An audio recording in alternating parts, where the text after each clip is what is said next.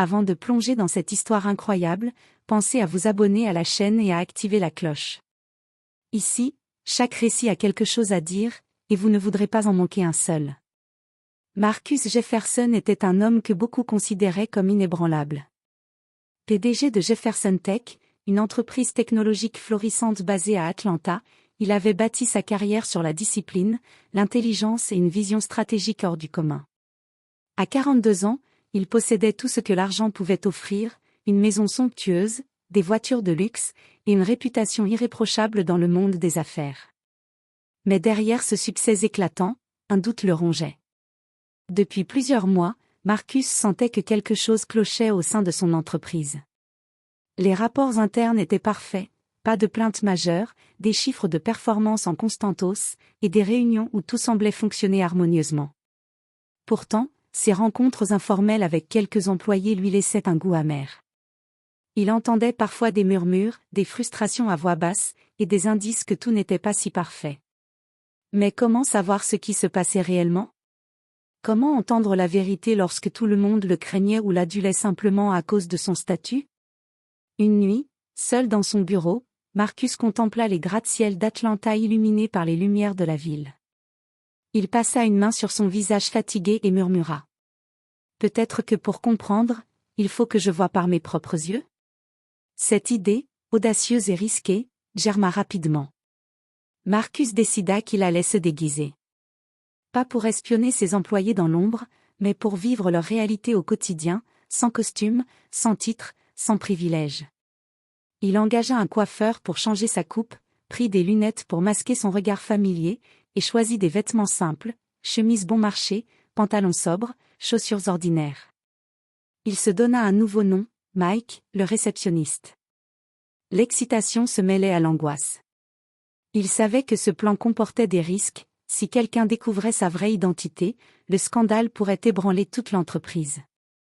Mais le jeu en valait la chandelle. Marcus voulait voir la vérité en face, même si elle était douloureuse. Le lendemain matin, alors que le soleil se levait sur Atlanta, Marcus franchit les portes de Jefferson Tech, non plus en PDG, mais en simple employé. Les couloirs brillants et les bureaux impeccables semblaient les mêmes, mais à travers ses yeux déguisés, tout paraissait différent. Chaque regard, chaque sourire forcé, chaque soupir caché lui parlait d'une réalité qu'il n'avait jamais vraiment vue. Et ce qu'il allait découvrir dans les semaines suivantes allait le laisser sans voix, bouleverser sa perception de ses employés, et transformer à jamais la manière dont il dirigeait son empire. Le lendemain matin, Marcus désormais Mike franchit les portes de Jefferson Tech avec un mélange d'excitation et de nervosité.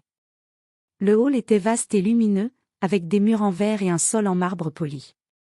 Les employés se déplaçaient rapidement, certains déjà arrivés à leurs écrans, d'autres discutant à voix basse. Aucun d'entre eux ne reconnut Marcus. Sa perruque sombre et ses lunettes changeaient complètement son apparence. Mike se présenta à l'accueil comme un nouveau réceptionniste. La responsable des ressources humaines, une femme brune au sourire poli mais un peu figé, lui fit passer un rapide entretien d'introduction et lui donna ses premières tâches, répondre aux appels, gérer le courrier, et accueillir les visiteurs. Rien d'extraordinaire, mais pour Marcus, c'était le début de son immersion dans la vraie vie de ses employés. Dès les premières minutes, il remarqua des comportements qui le frappèrent. Certains cadres, en passant devant lui adressaient à peine un regard, parlant avec impatience ou condescendance aux employés de bureau. Une jeune stagiaire, timidement, lui demanda de l'aide pour un fax. Mike répondit poliment, et remarqua qu'un manager à proximité soupira avec irritation, manifestement agacé par l'attention que la stagiaire recevait. Au fil de la matinée, Mike observa un employé noir, James, qui était toujours poli mais semblait porter un poids invisible. Chaque remarque de certains collègues blancs était ponctuée de légers ricanements ou de sous-entendus désobligeants. Marcus sentit une boule dans sa gorge. Il réalisait qu'il n'avait jamais vraiment vu cette réalité depuis son bureau de PDG. À midi, Mike se rendit dans la cafétéria. Là, les différences de traitement étaient encore plus évidentes. Certains employés mangeaient seuls par choix, d'autres étaient ignorés par les cadres qui se regroupaient autour des tables principales. Jasmine, une employée noire dynamique et souriante, remarqua Mike seul et vint engager la conversation. Elle parlait avec un mélange de prudence et de chaleur humaine, révélant qu'elle soutenait ses collègues en silence, corrigeait des erreurs ou alertait la direction sur des injustices. Marcus était impressionné par son courage et sa vigilance discrète. L'après-midi fut un mélange d'observations fascinantes et de petits chocs. Mike vit des employés traiter d'autres collègues avec un mépris flagrant, mais aussi des gestes de solidarité que Marcus n'aurait jamais soupçonnés. Des conversations à voix basse révélaient frustration, tension et peur que la hiérarchie officielle masquait totalement. Chaque détail confirmait son intuition, il ne connaissait pas vraiment la vie de ses employés. À la fin de la journée, alors qu'il ranguait les derniers documents sur le bureau de l'accueil, Marcus réfléchit longuement. Il se rendait compte que pour comprendre une entreprise, il ne suffisait pas de chiffres ou de rapports, il fallait vivre l'expérience humaine, ressentir la dynamique réelle, et écouter ceux qui n'avaient pas de voix. Ce premier jour avait été révélateur. Et Marcus savait que ce qu'il découvrirait dans les semaines suivantes pourrait bouleverser sa vision de Jefferson Tech et de lui-même pour toujours. Les jours suivants, Marcus, toujours sous le nom de Mike, commença à s'immerger plus profondément dans la vie quotidienne de Jefferson Tech. Il arrivait tôt, partait tard, et prenait soin de remarquer chaque détail, chaque interaction, chaque murmure. Dès le deuxième jour, il remarqua un comportement troublant de certains cadres. Un manager, blanc et autoritaire, s'adressa à un jeune employé noir, Darnell, avec un ton condescendant et impatient. « Tu devrais déjà savoir faire ça. Si tu étais un peu plus compétent, je n'aurais pas à répéter les instructions. » Darnell baissa la tête, tentant de ne pas montrer sa frustration. Marcus sentit un pincement au cœur. Il avait été PDG depuis longtemps, mais voir ce genre de comportement de près, sans filtre, le choqua. Il nota mentalement que cette attitude n'apparaissait jamais dans les rapports formels. Quelques jours plus tard, une autre scène le laissa sans voix. Une employée blanche de longue date fit un commentaire sarcastique sur Jasmine, l'employée noire qu'il avait rencontrée le premier jour. « Tu es toujours si gentille avec tout le monde. Mais bon, certains ont juste besoin qu'on leur rappelle où est leur place. » Marcus sentit la colère monter, mais il restait silencieux. Il voulait comprendre la dynamique interne avant de révéler sa vraie identité. Il remarqua que Jasmine, malgré ses micro-agressions, continuait d'aider ses collègues avec patience et professionnalisme. Son courage discret commençait à inspirer Marcus, qui voyait en elle un modèle de résilience. Au fil des semaines, Marcus observa également des aspects plus positifs. Certains employés blancs et noirs formaient de véritables alliances, partageant astuces et encouragements pour surmonter les pressions du travail. Ces gestes de solidarité contrastant avec les comportements négatifs lui donnèrent un aperçu nuancé de la culture réelle de son entreprise. Jefferson Tech n'était pas entièrement toxique, mais certaines personnes toxiques pouvaient facilement influencer l'atmosphère générale. Un matin, Marcus surprit une conversation qui le bouleversa profondément. Deux cadres parlaient ouvertement d'une future promotion, mais ils excluaient systématiquement les employés noirs, se basant uniquement sur des préjugés implicites. « Je ne veux pas de Darnell pour ce poste. » « Non, Jasmine non plus. Trop de complications. » Marcus serra les poings. Ces propos n'avaient jamais été rapportés dans les réunions officielles. Il comprit que sans cette immersion, il n'aurait jamais su l'étendue de ces injustices. Mais le plus frappant pour Marcus fut la manière dont certains employés supportaient tout cela avec dignité et solidarité. Il voyait Jasmine organiser discrètement les dossiers pour aider ceux qui étaient maltraités, rassurer les plus jeunes, et même corriger les erreurs que les cadres laissaient passer. Marcus comprit alors que la vraie force de son entreprise résidait dans ces personnes courageuses et bienveillantes. À la fin du deuxième chapitre de sa double vie, Marcus avait les idées claires, il devait agir. Non seulement pour corriger les injustices, mais aussi pour renforcer la culture de solidarité et de respect au sein de Jefferson Tech. Mais comment le faire sans provoquer de scandale? Et comment révéler sa véritable identité au moment opportun pour que l'impact soit maximum? Après plusieurs semaines passées sous l'identité de Mike, Marcus commençait à comprendre la véritable dynamique de Jefferson Tech. Mais il savait que pour vraiment évaluer ses employés, il devait aller plus loin. Observer n'était pas suffisant, il fallait tester leur intégrité et leur professionnalisme. Un matin, il prépara une simulation risquée, il se fit passer pour un client mécontent et exigeant. Il appela plusieurs employés depuis le hall, se plaignant d'une livraison inexistante et d'un produit endommagé. Certains employés, pensant qu'il était réellement un client, répondirent avec irritation ou condescendance, affichant un manque de patience flagrant. Mais Jasmine, qui était de service ce jour-là, s'approcha calmement et dit : « Monsieur, je comprends votre frustration. Je vais vérifier votre commande immédiatement et m'assurer que tout soit réglé. » Elle resta polie et professionnelle, même lorsque Marcus tenta de la déstabiliser avec des remarques agressives. Marcus fut frappé par sa patience et sa capacité à résoudre les problèmes avec intelligence et empathie. Il nota mentalement qu'elle incarnait les valeurs qu'il voulait promouvoir dans toute son entreprise.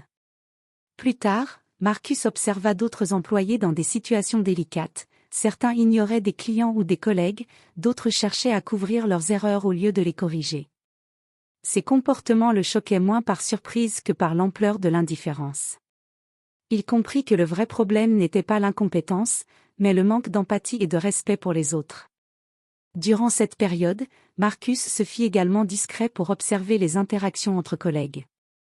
Il découvrit que certains managers utilisaient subtilement leur pouvoir pour intimider ou discriminer certains employés noirs, pensant que personne ne remarquerait leurs manœuvres.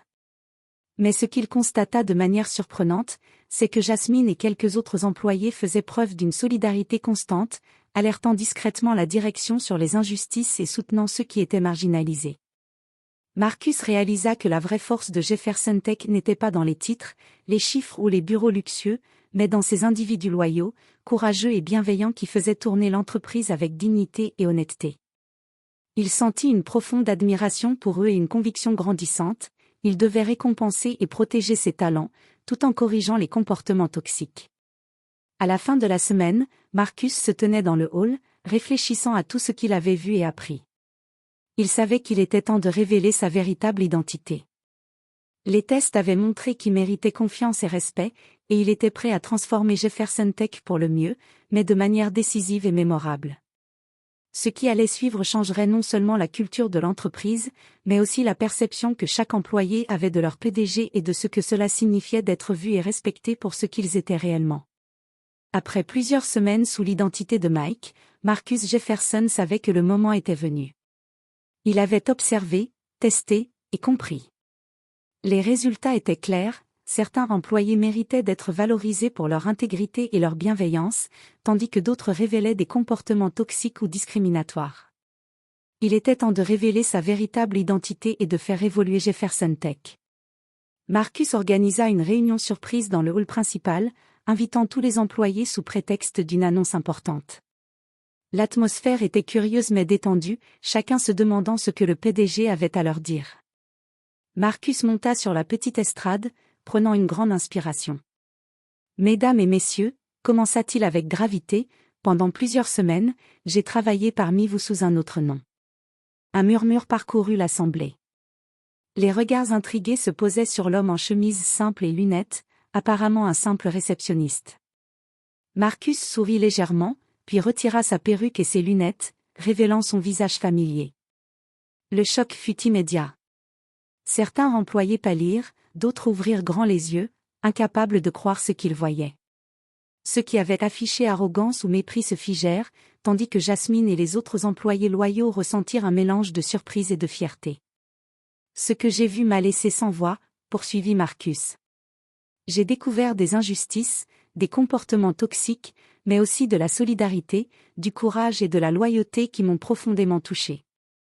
Jefferson Tech ne se définit pas seulement par ses résultats financiers, mais par les valeurs que chacun de vous incarne chaque jour. » Marcus désigna Jasmine et quelques autres employés qui s'étaient distingués par leur comportement exemplaire. « Vous êtes l'exemple de ce que je veux voir dans cette entreprise, respect, empathie, professionnalisme. Vous méritez reconnaissance et opportunité. » Puis, avec fermeté, il aborda ceux dont les actions avaient été inacceptables, et ceux qui ont abusé de leur pouvoir ou discriminé leurs collègues, vos comportements ne seront plus tolérés. Des mesures seront prises pour corriger cela immédiatement. La tension dans le hall était palpable. Certains baissaient les yeux, honteux, tandis que d'autres réalisaient l'ampleur de leurs erreurs. Mais Marcus ne voulait pas humilier, il voulait transformer. Dans les semaines qui suivirent, des changements concrets eurent lieu. Les comportements discriminatoires furent sanctionnés, les initiatives de solidarité furent valorisées, et la culture interne de Jefferson Tech se transforma progressivement. Les employés se sentaient plus écoutés, plus respectés, et plus motivés. Marcus, quant à lui, avait appris une leçon précieuse. Parfois, pour diriger avec sagesse, il faut marcher dans les pas de ceux que l'on dirige. Cette expérience laissa une empreinte durable sur Marcus et son entreprise. Jefferson Tech devint un exemple de culture inclusive et bienveillante, et le nom de Jasmine et des autres employés courageux resta gravé dans l'histoire de l'entreprise. Marcus savait qu'il n'oublierait jamais ce que son immersion lui avait révélé. Le vrai pouvoir ne vient pas du titre, mais de la capacité à voir et respecter l'humanité de chacun.